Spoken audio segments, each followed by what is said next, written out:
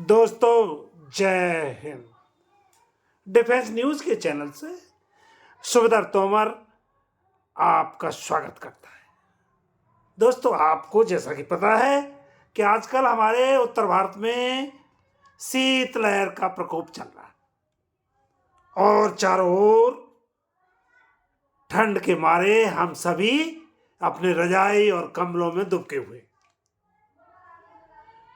पर इस ठंड में भी हमारे कई युवा, विशेषकर दिल्ली साइड से हमारे कई युवा जो नव विवाहित गोवा अपना हनीमून मनाने के लिए जा रहे हैं, लेकिन उनका हनीमून कोहरे के कारण फ्लाइट्स लेट हो रही हैं और उनका हनीमून हवाई अड्डे के पर उसी के मैदान में हवाई पट्टी पर उनका हनीमून मन रहा है। इस वजह से वो बड़े आक्रोशित हैं और इस आक्रोश में कई युवा तो हमारे फ्लाइट के कैप्टन को, मतलब पायलट को ही चांटा या घूंसा मारने पर उतारू हो गए हैं। ये नेचुरल है। एक नया युवा जो अपने हनीमून के लिए जा रहा हो और उसकी रात हवाई पट्टी पर गुजरेगी तो निश्चय ही उसको गुस्सा आना स्वाभाविक है। लेकिन इस ठंड के मौसम के बावजूद भी हमारे उत्तर भारत में, या उत्तर भारत क्यों कहें, हमारे पूरे भारत में राम मंदिर की वजह से लोग बड़े उत्साहित हैं और उनको कोई ठंड का उनके ऊपर कोई असर नहीं है। मोदी जी ने जो राम मंदिर 500 साल की दास्ता से के बाद हमारे राम अपने जहां उनका जन्म स्थान था उस जगह उनको अपना आसन मिलने की 22 तारीख को पूरा अब तो फैसला हो चुका है और राम मंदिर का उसका उद्घाटन होने जा रहा है। इस वजह से हमारा ठंड भी कोई, सारे लोग बड़े उत्साहित हैं। इसके बाद दोस्तों आपको बताऊं कि आज का व्लॉग बहुत ही मजेदार होने जा रहा है। आपसे निवेदन है कि इसे पूरा देखिए। मैं आपको फ्रॉम ए टू जेड आज का समसामयिक मैटर्स पे मेरा व्लॉग रहता है। कोई आपको मिस इन्फॉर्मेशन, बरगलाने वाली बात, सनसनी फैलाने वाली बात मेरे वीडियो में नहीं होगी। तो दोस्तों, आज देखिए कई महीनों से, या कहा जाए 2-2.5 साल से हमारे पूर्व सैनिकों की भलाई करने के नाम पर कई यूट्यूबर ज्ञान पर उछ रहे हैं। कुछ ने तो आपकी पेंशन अकाउंट में अभी तक 50 से 60 लाख तक रुपए आपके अकाउंट में क्रेडिट करवा दिए। पर जैसे ही हमारे पूर्व सैनिक अपनी बैंक्स में विड्रॉल फॉर्म भरने के बाद कैशियर को पकड़ाते हैं कि मेरे अकाउंट से मुझे पैसा चाहिए, बट हमारा कैशियर, बैंक का कैशियर उस विड्रॉल फॉर्म पे लिखता है 0 बैलेंस, और हमारे पूर्व सैनिक को वो विड्रॉल फॉर्म वापस कर देता है। इस वजह से हमारे पूर्व सैनिक बड़े ही वहां बदहवास हो जाते हैं कि हमें तो यूट्यूबर्स ने अभी तक 50 से 60 लाख रुपए तक क्रेडिट करवा दिए और यहां हमारे अकाउंट में 0 बैलेंस है। That is the problem.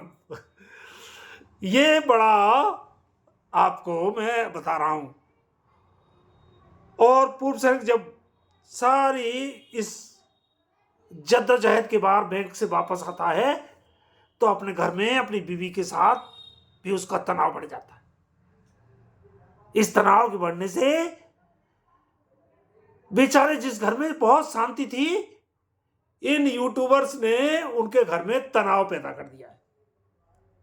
इसके अलावा एक आतंकवादी के गेटअप में रहने वाला जो व्यक्ति है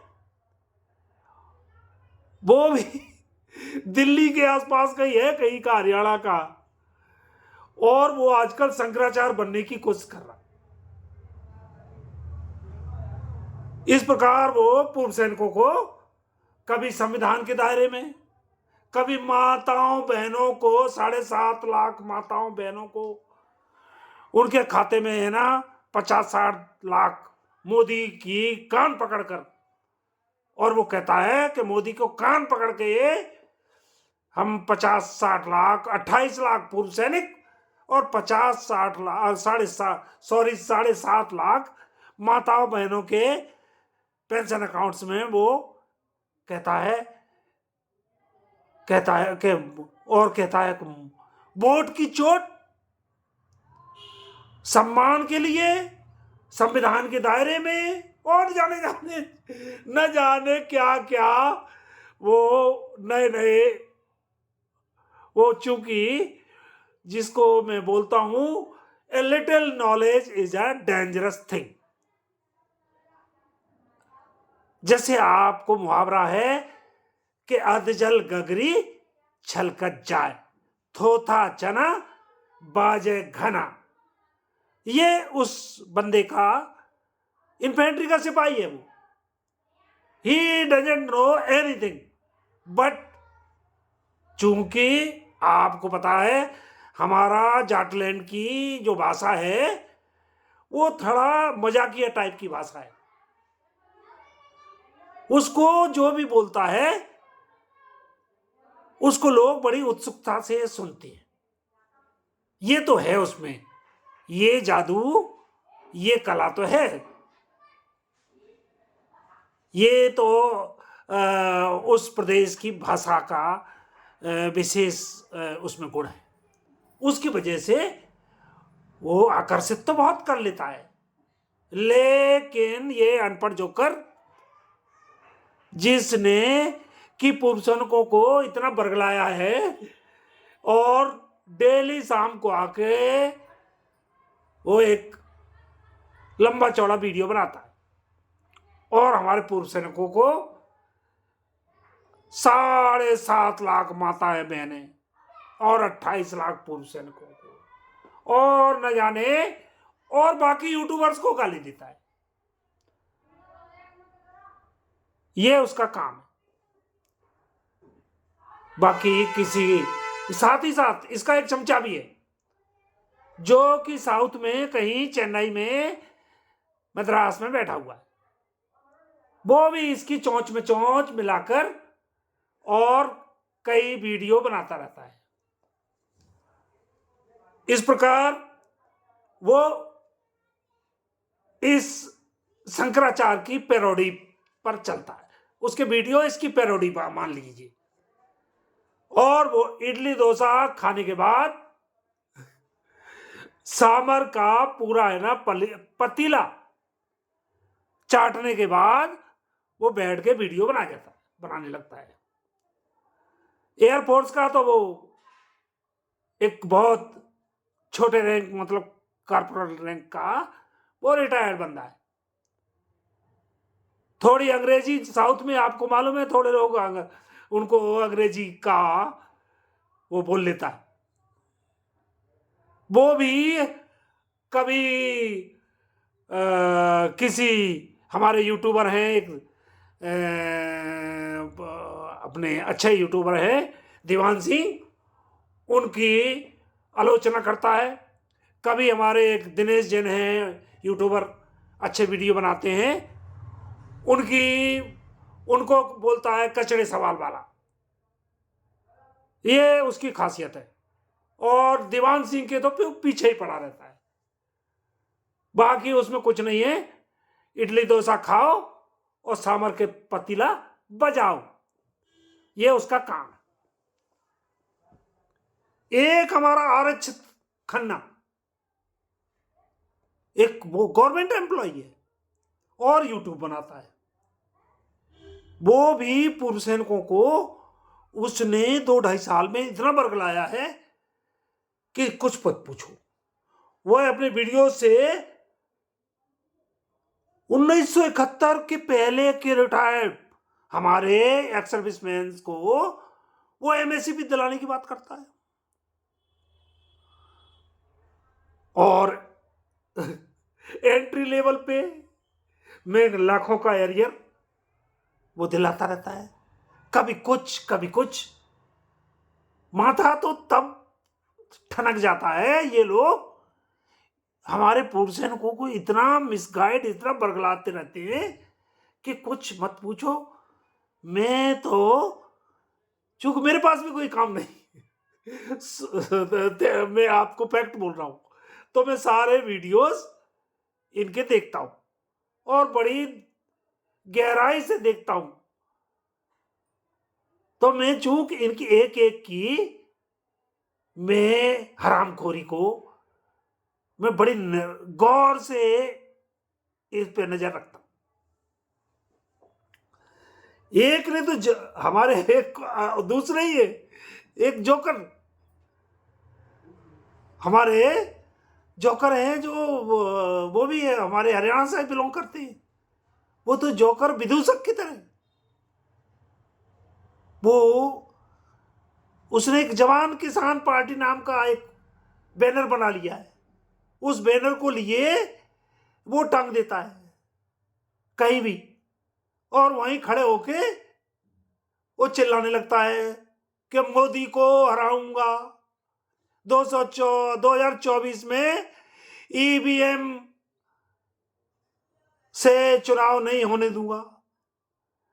और पूरी पार्लियामेंट में 543 सीट में पूर्व सैनिकों को वो लोकसभा पार्लियामेंट का मेंबर, मतलब लोकसभा का मेंबर में जिताएगा। ऐसे विदूषक, ऐसे जोकर हमारे समाज में आ गए हैं। मुझे ताज्जुब है कि ये क्या बड़ा मैं कभी कभी ये ना हंसता भी हूं, कभी कभी ये रोता भी हूं कभी कभी।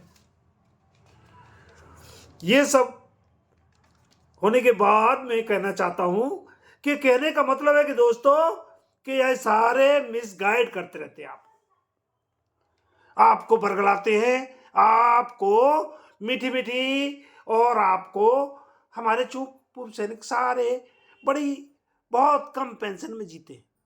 सरकार ने इनको, इनके साथ बहुत धोखा किया हुआ है। हमारे पूर्व सैनिक, उनको सेना से रिटायर होने के बाद न तो उन्हें प्रॉपर रिसेटल किया गया, ना ही उनका रिम्प्लॉयमेंट दिया गया, और उनको भगवान भरोसे सिविल में धक्का मार के फेंक दिया। बेचारे वो बहुत कम पेंशन में अपना और अपने परिवार का पालन पोषण कर रहे हैं। ना तो उनके बच्चों का प्रॉपर एजुकेशन हो पाता है, क्योंकि नंगी क्या नहाएगी और क्या निचोड़ेगी। हमारे ऐसे पूर्व सैनिक बड़े परेशान हैं। तो नेचुरल बात है कि जो आदमी परेशान है उसको ये लोग बरगलाते हैं। ये हरामखोर लोग उनको बरगलाकर उन्हें सब्ज बाग, सातवें आसमान का ख्वाब दिखाते हैं। तो ये लोग, यही इनका धंधा है। ये इन्होंने आंदोलन का एक धंधा बना लिया है। आंदोलन, ये आंदोलन, इनके आंदोलन को कौन सरकार पूछ रही है? इस आंदोलन को, पूर्व सैनिकों के आंदोलन को सरकार ने आज दिन तक कोई संज्ञान नहीं लिया। They one not sent a peon to them.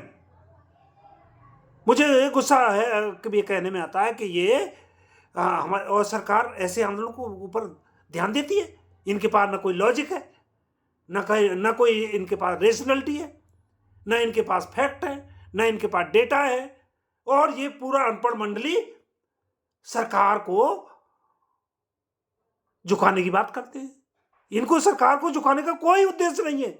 ये पूर्व सैनिकों को सिर्फ बरगलाने का इनका उद्देश्य है, ताकि इनकी चंदे की दुकानें ये चलती रहें। तो दोस्तों, चूंकि ब्लॉग लंबा नहीं करना चाहता हूं मैं, आप लोग मेरे ब्लॉग को एंजॉय कीजिए और इस पे विचार कीजिए कि मैंने जो बातें बोली हैं उसमें कितनी सच्चाई है या कितना झूठ है।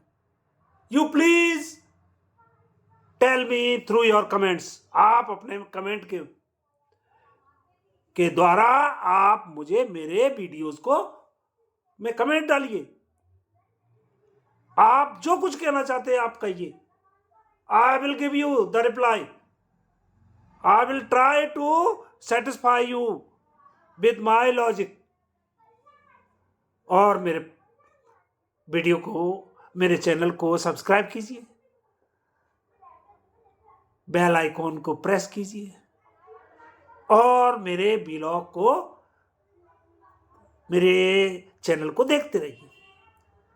आपको इसी तरह मैं आपको फैक्ट्स से रूबरू कराऊंगा। कोई आपको कहीं भी मिसगाइड नहीं करने का कोई हमारे पास, देयर इज नो चांस। तो आप दोस्तों, आप ये मैं आज का व्लॉग यहीं दी एंड करना चाहता हूं। आपसे कहता हूं कि आप राम मंदिर के बारे में अपने इस फेस्टिवल में शामिल होइए। लोग तो आपको क्या क्या आपको कहेंगे। एनी हाउ, मैं अब अगले वीडियो में फिर मिलूंगा। तब तक के लिए धन्यवाद। जय हिंद।